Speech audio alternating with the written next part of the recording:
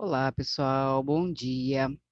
Eh, eu vou gravar então para vocês essa aula que eu já havia colocado para vocês o capítulo do livro ali no Moodle, mas os slides eles sempre são um resumo, né? Um resumo dos itens mais importantes a serem tratados dentro daquele capítulo ali, que de fato precisam ser mais enfatizados.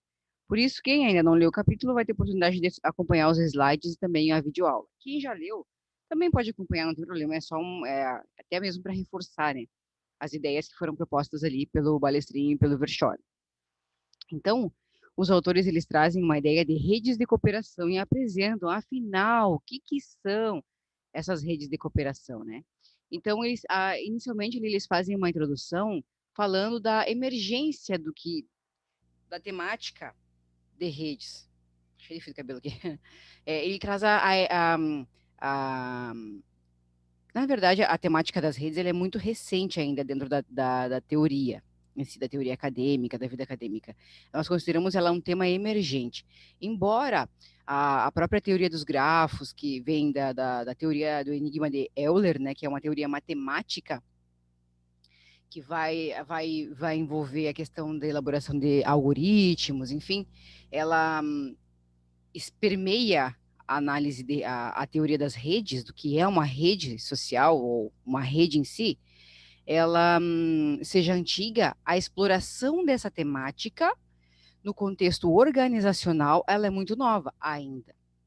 Então, no Brasil, principalmente, ela é um tema emergente, ou seja, nos últimos 10 anos é que vem se escrevendo e se formando uma teoria muito forte em relação a isso, principalmente com características das empresas brasileiras. Por isso, nós falamos que é um tema emergente no Brasil, em função dessa exploração dessa temática no contexto das empresas brasileiras. Tá? O entendimento dessa realidade, que muitas vezes é distinta no próprio contexto brasileiro, mas que é muito mais distinta, muito mais diferente ainda, se nós formos comparar com outras empresas pelo mundo.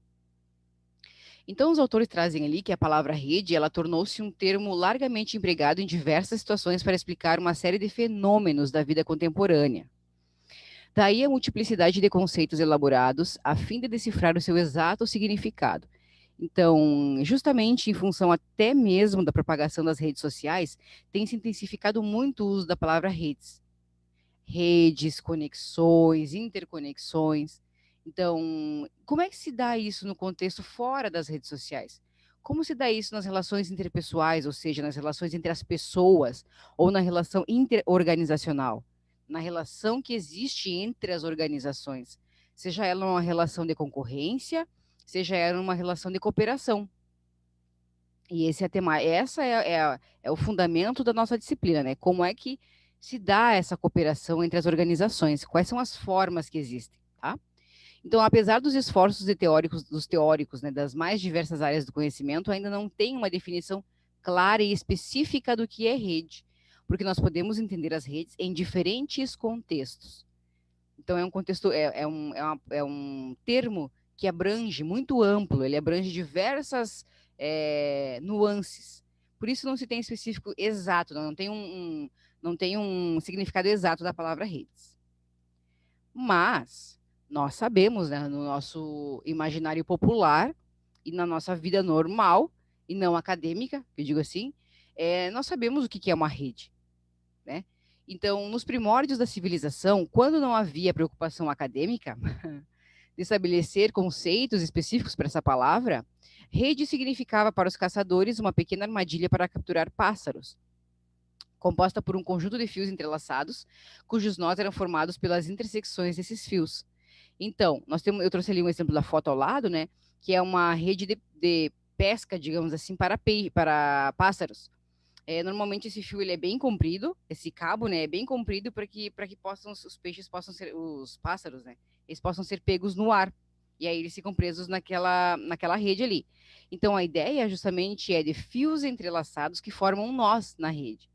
E aí esse mesmo conceito de rede é aplicado para contextos organizacionais e interpessoais. E aí eu trouxe duas imagens bem interessantes para a gente, que a gente tem forte do que é uma rede, quando se fala em rede, né, no sentido literal da palavra. Rede de pescador e rede de descanso. Essa imagem de fios entrelaçados em nós e formando um novo objeto com uma nova utilidade em relação aos fios soltos, logo se propagou para outras estruturas de entrelaçamento de fios, linhas ou cordas, tais como as redes de pesca e as redes de descanso. Então, o início das redes lá era para pescar peixes, digamos, pescar pássaros no ar.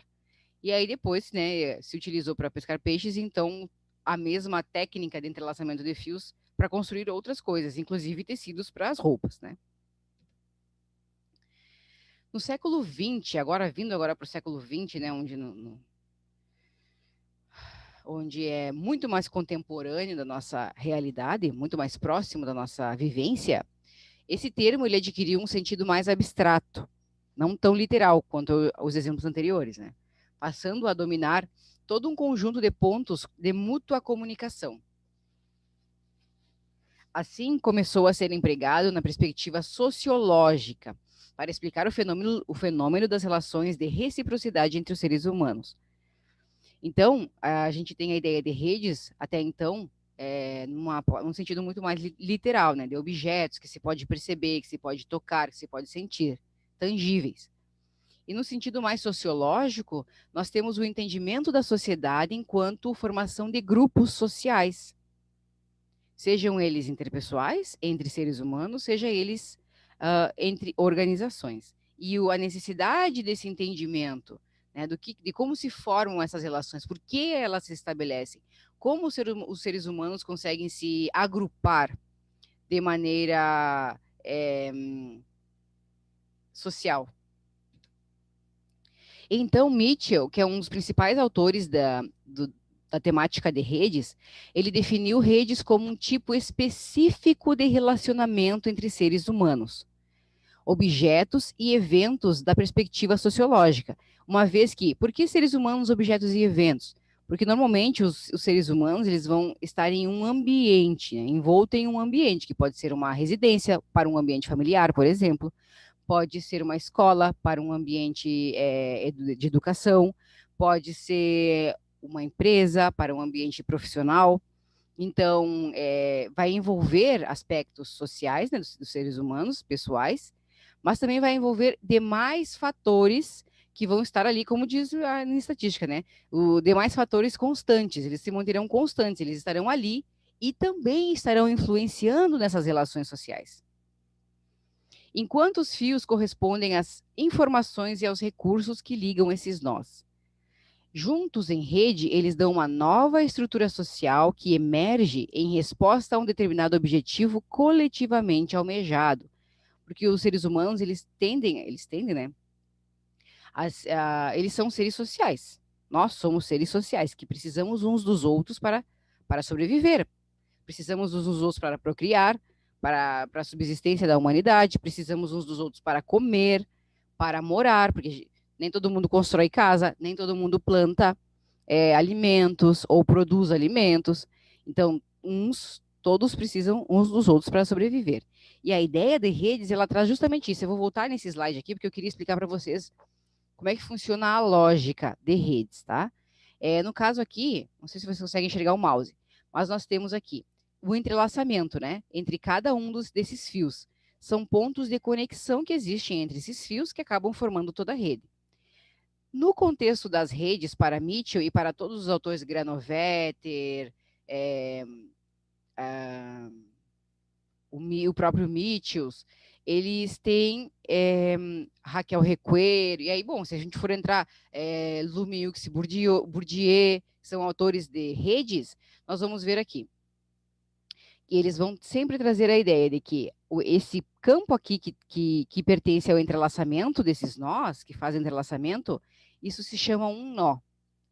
E esse nó ele é entendido dentro da teoria de redes como um nó ou aresta, pode receber essas duas nomenclaturas, e ele representa um ator da rede. Ou seja, esse ator, ele pode ser uma pessoa, ele pode ser uma empresa, ele pode ser ele vai ser um ator representativo ali dentro daquela rede, tá?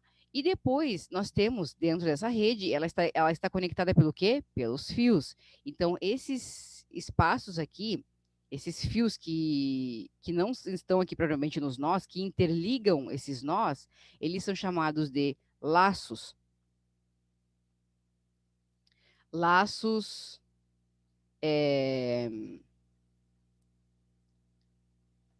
laços, arestas, e eles fazem a interconexão desses nós, ou seja, eles conectam esses nós. Uma coisa importante que eu gostaria de dizer é que, mais para frente, ele tem um slide que vai mostrar bem claramente como é que funciona dentro do contexto das redes. Mas o que é importante dizer é que aqui esses nós que são interligados por essas arestas, por esses laços, eles aqui no caso, esse trechinho aqui, né, dessa rede, ele representa uma troca de informação, ele representa uma relação existente, que pode ser recíproca ou não, tá? Vou explicar, mas é que esse exemplo não está muito... Aqui, ó, esse exemplo que eu trouxe para vocês, ele está bem mais claro, tá? Ou então aqui nós temos os nós, ou os atores da rede, tá? Os nós ou os atores, que são as bolinhas. Cada uma dessas bolinhas representa ou uma pessoa ou uma empresa. Aí vai depender do fenômeno que está sendo observado, tá? Então vai depender disso. Por exemplo, em artigos científicos que nós fazemos para estabelecer relações de coautoria em trabalhos científicos, por exemplo, esses nós eles podem representar países, onde nós identificamos quais são os países que escrevem uns com os outros, quais são os países que influenciam a temática, dependendo da temática que está sendo estudada, quais são os países que influenciam. Então, nós conseguimos perceber isso através das métricas, que são geradas através de softwares, de algoritmos específicos, onde nós conseguimos calcular matematicamente essas relações que são sociológicas, que são até um certo ponto intangíveis. Então, nós conseguimos medir isso através das redes sociais, tá? Mas nesse caso aqui, que nós estamos trabalhando nas redes, tem essa questão dos nós e dos atores, que são as bolinhas, e cada fiozinho desses aqui que parte de um nó para outro, ou seja, que interliga esses nós, são chamados de arestas ou laços. Tudo isso, pessoal, está dentro de um ambiente, tá? Que o autor caracteriza, que o Balestrinho e o Verschoor caracterizam como unidade coletiva ou rede. Certo? Então, por isso eu coloquei esse círculo bem grande aqui simbolizando que tudo isso, todo esse conjunto de atores e de laços representam e constituem em si uma rede. E aí, então, pessoal, eu trago aqui o propósito, né, central das redes de cooperação. Já que nós entendemos como é que se constitui uma rede, o que é uma rede, né, e qual é a representação dos nós e dos laços, dos nós e das arestas dentro dessa rede, nós vamos para a questão do propósito das redes de cooperação. A lógica é a mesma dentro das redes de cooperação. Nós temos ali, cada um desses nós será uma empresa, será uma organização, será uma instituição, e os laços representarão as trocas significativas que cada um desses nós, dessas empresas, estabelece com o outro. Então, o propósito central das redes de cooperação empresarial é reunir atributos que permitam uma adequação ao ambiente competitivo dentro de uma estrutura dinâmica, sustentada por ações uniformizadas, mas ainda assim descentralizadas, porque não existe uma relação hierárquica, por exemplo, como o interior de uma empresa, onde tem um patrão, tem um chefe, tem um diretor, depois tem os previsores, depois tem os colaboradores. Não, eles têm uma relação muito descentralizada, não segue a mesma lógica de uma empresa privada, embora seja composta de redes privadas. A gestão ela é compartilhada, e por isso, então, descentralizada, até mesmo em relação às próprias responsabilidades de cada um, dos papéis de cada um, né, dentro da associação, dentro da rede. Possibilitam ganhos de escala com a ação coletiva, e depois, na próxima aula, nós vamos ver quais são esses ganhos competitivos que essas empresas têm, de fato, e exemplos que trazem isso, tá? Porque senão fica muito assim, a empresa ela ganha ela tem ganhos de escala, ela tem ganhos competitivos, mas nunca a gente fala sobre o que é. De fato, quais são esses ganhos? A gente vai ver na próxima aula. Não deixem as empresas envolvidas perderem a flexibilidade proporcionada por seu porte enxuto Então, nesse sentido, é que, mesmo pertencendo a uma supra-instituição, ou seja, uma instituição maior que as próprias empresas, né, porque reúne todas essas empresas e tem uma capacidade muito maior, ela não permite que as empresas percam as suas identidades, a sua personalidade, a sua própria essência em si, a sua individualidade. Não, a empresa, por pertencer a uma rede, não deixa de ter a sua individualidade garantida. E por isso que ele traz esse aspecto da flexibilidade, né, da empresa ser ela mesma e, ao mesmo tempo, usufruir dos benefícios que é participar de uma rede. E aí, ainda o Balestrin Verschoor aqui do lado, ele traz a questão da definição de redes, né? Para eles, então. Já que não existe dentro da teoria algo muito específico, para a teoria das redes de cooperação, nós temos uma definição do que é redes, bem clara. Então, os autores trazem o seguinte, que as redes de cooperação empresarial, elas são definidas como organizações compostas por um grupo de empresas formalmente relacionadas, com objetivos comuns, prazo de existência ilimitado e escopo múltiplo de atuação. Esse prazo de existência pode ser limitado, pode ser ilimitado, isso vai depender muito do contrato estabelecido, né, entre as empresas. Por exemplo, um projeto, uma cooperação de joint venture, ela possui um contrato formal e possui relações bem estabelecidas, com tempo limitado, porque o joint venture é por projeto. Então, pode ser 2 ou mais empresas que vão trabalhar em um projeto específico, vão compartilhar informação, vão praticar o tal famoso, né, benchmarking. Eles vão praticar o benchmarking, vão dividir, compartilhar informações, o que não é algo muito comum vindo de um ambiente competitivo.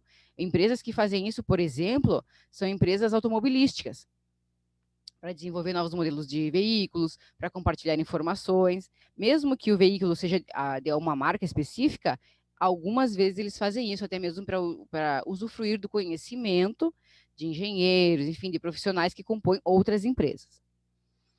Então, pessoal, dentro dessa ideia, vejam que o prazo de existência ele pode ser limitado, sim, como no exemplo do joint venture, como pode ser ilimitado. Tá? Pode ser, esse prazo ele pode não ser estipulado, tá? Pelas empresas. Nas associações, nas redes, cada membro mantém a sua individualidade legal, participa diretamente das decisões e divide simetricamente os ganhos com os benefícios e os ganhos alcançados pelos esforços coletivos, tá? Dividem igualmente. Aqui o autor ele traz as características os autores, né, trazem as características das formas de coordenação de atividades econômicas. Então, na verdade, pessoal, esse quadro aqui ele é mais para a gente contextualizar como é que funciona o mercado em si, e relacionado a essas características aqui, né, que é resolução de conflitos, flexibilidade, comprometimento, comunicação, ênfase, estratégia, relação entre envolvidos e determinação do poder. Então, como é que funciona a leitura dessa figura? Para o mercado, a resolução de conflitos ela é feita através de ou por meio de leis e códigos, certo?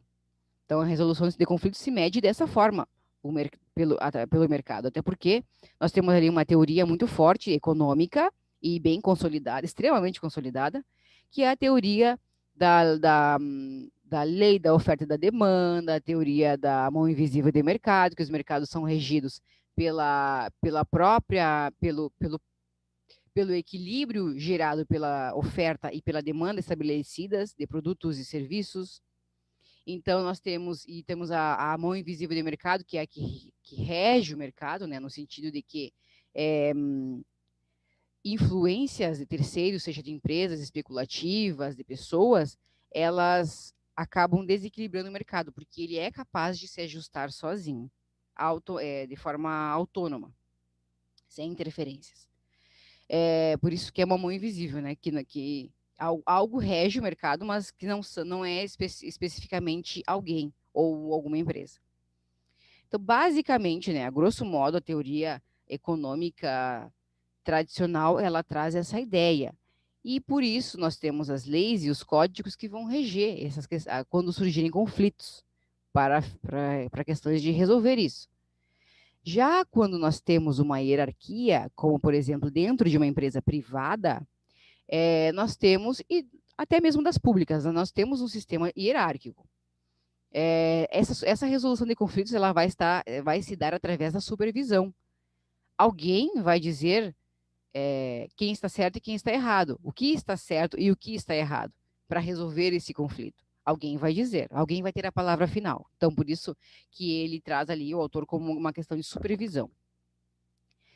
Já na rede, a resolução de conflitos ela vai se dar de maneira recíproca, onde terá um intermédio de uma instituição, mas não em termos de supervisão, como na hierarquia, mas vai se dar através da própria relação de confiança que existe entre as empresas que compõem essa rede. Ela vai se dar através disso. Essa relação ela não existe na hierarquia nem no mercado. Porque o mercado, ele é muito, como eu já comentei com vocês em aulas anteriores, ele é oportunista. Ele vai se aproveitar muitas vezes de situações, ou seja, ele vai aproveitar as oportunidades. Então, ele é oportunista nesse sentido. Por isso que não existe uma relação de confiança. Onde existe oportunismo é pouco difícil, é contraditório, né? Existe uma relação de confiança. Então, nós temos ali a questão da reciprocidade baseada na confiança que existe entre as empresas para a resolução de conflitos que possam vir a surgir dentro da organização. O que é da organização, né, da associação, da rede? O que é, na verdade, como normalmente as redes elas são compostas por contratos formalizados, então está tudo muito bem estabelecido. E claro, mas de qualquer maneira podem haver conflitos também, né? E isso é resolvido nessa maneira. E assim todos os outros itens eles são pautados nesse mesmo objetivo, né? Cara, a flexibilidade, como ela se dá no mercado, como ela se dá numa relação de hierarquia e na rede, tá? Assim vocês podem ir interpretando os outros. Depois eu vou deixar os slides, também está lá no capítulo do livro para vocês quiserem dar uma olhadinha depois com mais calma. E aí os autores eles trazem para nós tipologias de rede de cooperação, tá? E sendo que a diversidade de tipologias de redes tem provocado certa ambiguidade no próprio entendimento do termo. Afinal, né, redes de cooperação tem diversos tipos de redes dentro dessas redes, na verdade. Como é que funciona isso? Então, os autores eles trazem essa explicação para que nós possamos entender. Eles também deixam muito claro de que não é possível, existe uma infinidade de relações estabelecidas. Não seria possível catalogar todas, mas é possível tentar entender essas relações, esses diferentes tipos de relações e agrupá-las em diferentes grupos.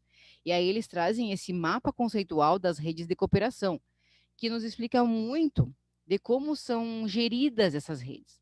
Aí aqui nós temos 4 aspectos importantes, tá? O primeiro, ou ela é uma rede centralizada ou descentralizada. Ou ela é uma rede formal ou ela é uma rede informal. E aí ela traz esses exemplos aqui. Vejam que muitos tipos de rede, eles se dividem. Eles não ocupam somente o caráter da informalidade. Por exemplo, centrais de compra, eles se dividem entre o caráter centralizado, informal e, ao mesmo tempo, descentralizado. Ele vai dividir essas características porque ele vai ter aspectos um pouquinho de cada um deles, tá? Em alguns momentos vai ser informal, em outros vai ser descentralizado, e em alguns vai ser um pouco mais centralizado. Isso vai depender, por exemplo, de determinações de compra ou de tomada de preço, que vai ser um pouco mais descentralizada, e a determinação de compra vai ser mais centralizada, de cima para baixo, né? Então, tem aspectos bem interessantes. Por exemplo, as redes que nós vamos ver hoje, que são redes de fornecimento, redes de consórcios e redes associativas. Nós temos aqui, ó, as redes de fornecimento, elas têm um caráter muito forte de ser formal e centralizado, pela posição dele aqui no mapa conceitual. Já a rede de consórcios, ela também é formal, porém ela é fortemente descentralizada. E as redes associativas, ela é totalmente descentralizada, mas ela tem caráteres de formalidade e de informalidade, muito mais de formalidade, por isso que ela não está bem no centro aqui, ó. Elas estão um pouco mais para o lado formal, em função de que muitas vezes essas associações, elas têm contratos específicos determinados, são regidas por um estatuto, por um regimento específico, mas também tem o caráter da informalidade, pois que as empresas, elas não elas aderem a essa instituição, mas não de papel assinado. Aí isso vai depender das características estabelecidas de cada uma dessas redes, tá? Já que nos contratos de redes de fornecimento, existe um contrato formal de compra e venda. Então, ele é extremamente formal. Tá bom, pessoal? Vamos lá, então, já que a gente entendeu como é que funciona essa figura, entender ali um pouquinho, né, sobre as redes centralizadas, a dimensão da... Ah, desculpa. Uma coisa que eu ia dizer, que não é na aula de hoje, na próxima, que vamos tratar sobre redes de fornecimento associativas e de consórcios, tá? Mas a gente entende ali qual é a essência da figura e como ela funciona. Aí o autor ele traz, né, muito bem explicado a questão do que são cada uma dessas redes, né? Então as redes centralizadas elas trazem a dimensão de hierarquia. Foi o que a gente viu ali, né? Dentro na tabela anterior, dentro do que traz ali compara o mercado, a hierarquia e as redes. Então as redes centralizadas elas apresentam uma estrutura hierárquica que toma decisões bem centralizadas.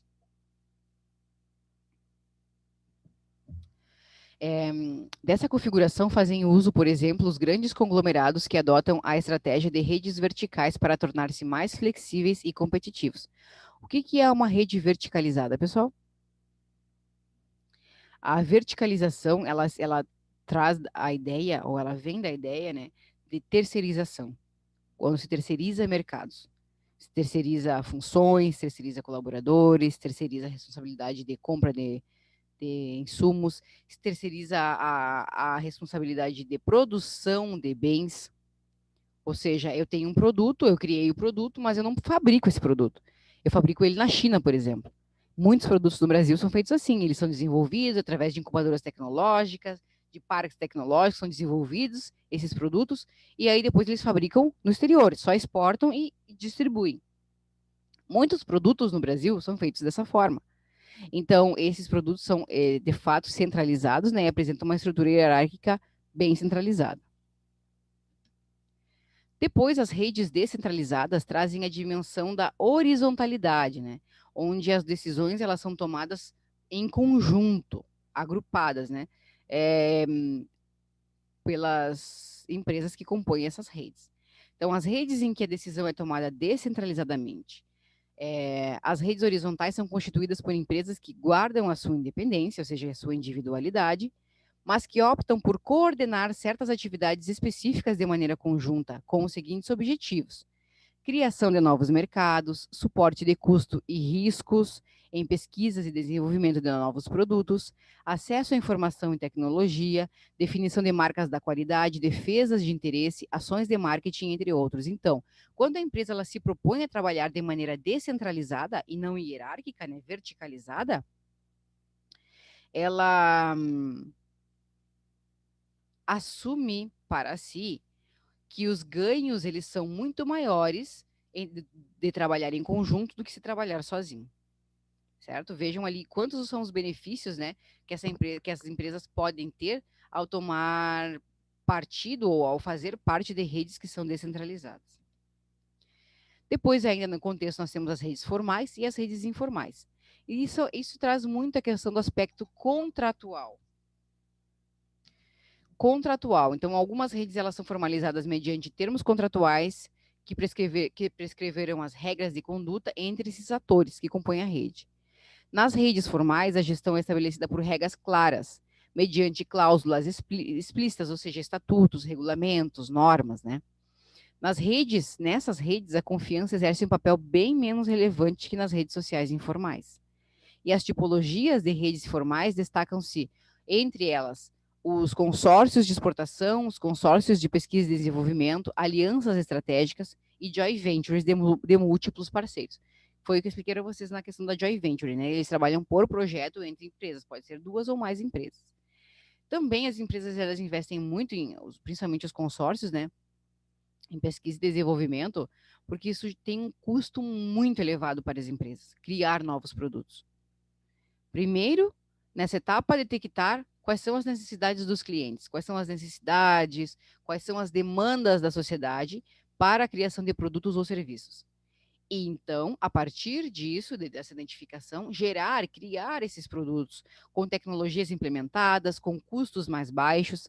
Então, normalmente, trabalhar em rede vai proporcionar diluir esse custo entre todas as empresas, e então o custo ele reduz por igual, né, entre todas as empresas, ele é diluído.